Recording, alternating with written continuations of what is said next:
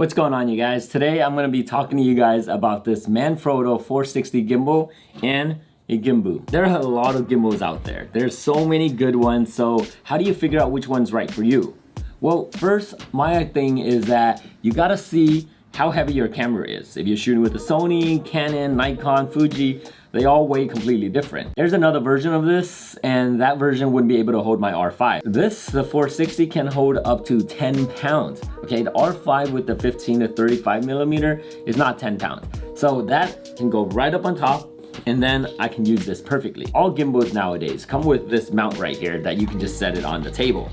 That's like not gonna change. If I gimbal that doesn't come out with that, I'm probably never gonna recommend it, because come on, like, we need to set our gimbal down. How else would we do it, right?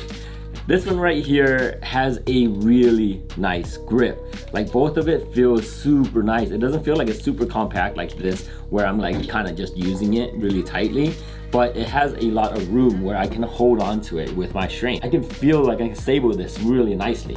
Of course, it has a touchscreen with a joystick and a focus ring. You can also lock these right here so they don't swing around as you're carrying them, just like that. And that's just one lock.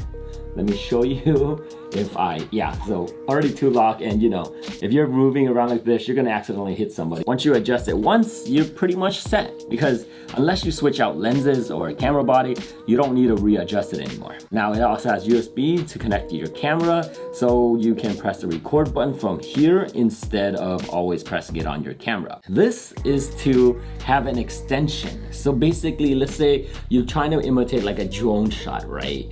And you kind of need it to go away from your subject really far, or if you're trying to record a whole alleyway where people are walking through, this is it. Unscrews out like that, and this comes out like this. You tighten it to lock it, and now it is super long.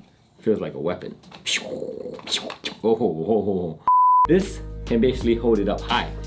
And if you don't want to go that high, you can lock it and it'll just use it just like that. It's carbon fiber, so it's actually really light. Let's take this gimbal out and do some shoots with it. And you guys can check out yourself how stable it looks, how it feels, and then I'll come back and tell you guys what I really think about it.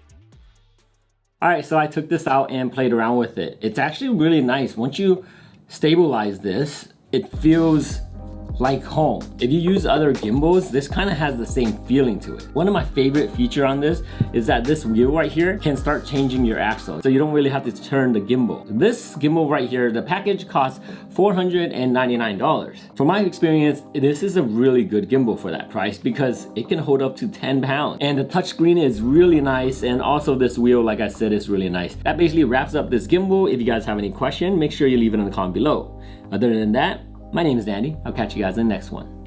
Peace out.